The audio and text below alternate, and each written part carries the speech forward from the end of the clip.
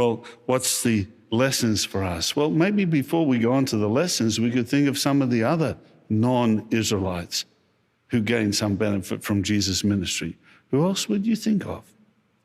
What about Pontius Pilate and those in his court? When he had all these discussions. Now, I'm not telling you that Pontius Pilate benefited from it, but we do see that he had a wonderful opportunity, didn't he? Because he is a sort of person, a very violent man, a person who at the drop of a hat would have someone executed. And yet what do we see? Over and over again, he seemed to try and avoid sentencing Jesus to death. Well, we know that something impressed him. Again, is this one of the times when Jesus spoke in Greek to him or some other language? Who knows? I'm not speculating. But we do know that he was very impressed. And what about those that were there listening? There was a lot going on. Well, remember later when Jesus actually died, there was a centurion. And the centurion acknowledged that this was the Son of God. The study note, if you check it later, says maybe he was there with Pontius Pilate. Yep, makes sense, doesn't he?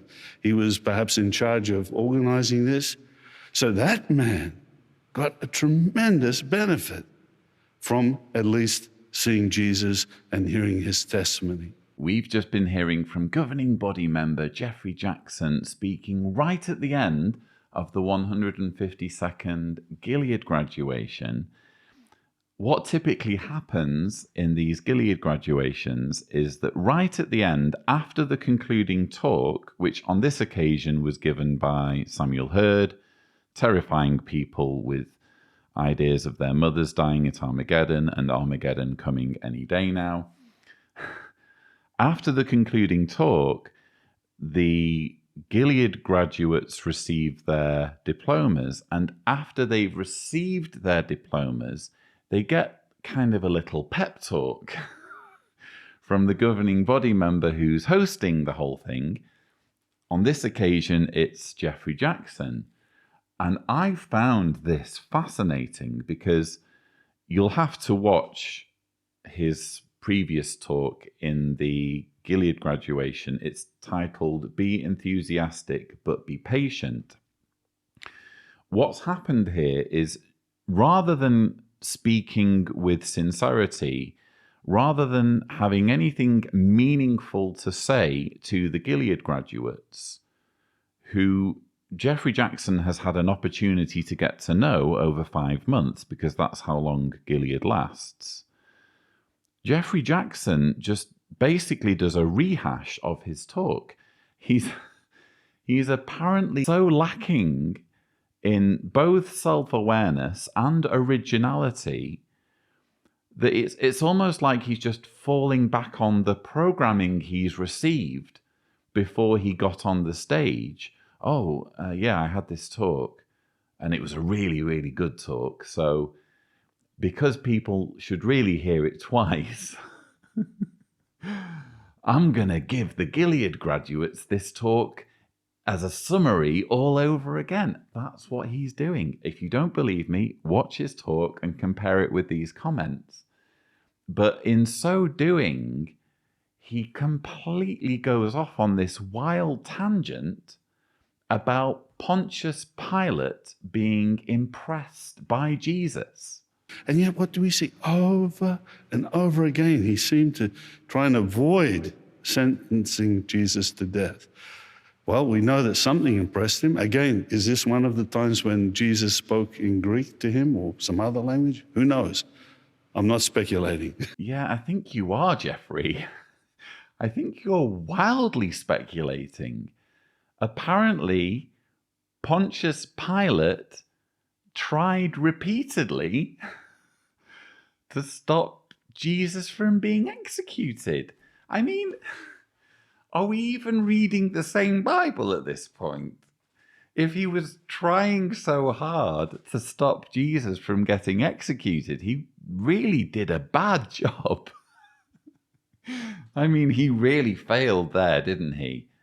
But are we reading the same Bible? I actually touched on this in a recent video, thumbnail here if Tibor is gracious, where I went through 30 contradictions in the Bible. And a number of the contradictions that you can find in the Bible, because it's a man-made document,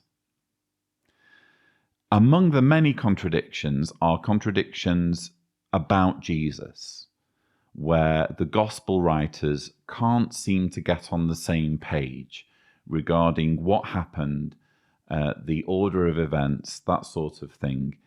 And I brought out the point that in Matthew, there is no real conversation between Pontius Pilate and Jesus, whereas in John, specifically John 18, verses 33 to 38, there's a reasonably lengthy conversation. I mean, it's just about 5 or 6 verses, but it's at least something. Whereas in Matthew 27, 13 and 14, this is literally what happened when Jesus was before Pontius Pilate. Jesus now stood before the governor, and the governor put the question to him, "Are you the king of the Jews?" Jesus replied, "You yourself say it." But while he was being accused by the chief priests and elders, he made no answer. Then Pilate said to him, "Do you not hear how many things they are testifying against you?" But he did not answer him, no, not a word, so that the governor was very surprised. Not impressed. I mean, I wouldn't be impressed if I asked someone 2 questions and they only answered one of them. I too would be a little bit surprised, maybe a bit miffed. Certainly not impressed. But this is, make no mistake, a contradiction. Geoffrey Jackson is seemingly leaning on John's version of events, but even if you take John's version over Matthew's version, where are the multiple attempts of Pontius Pilate to stop Jesus' execution? At best, they have the briefest of exchanges, and then Jesus gets led away to be executed.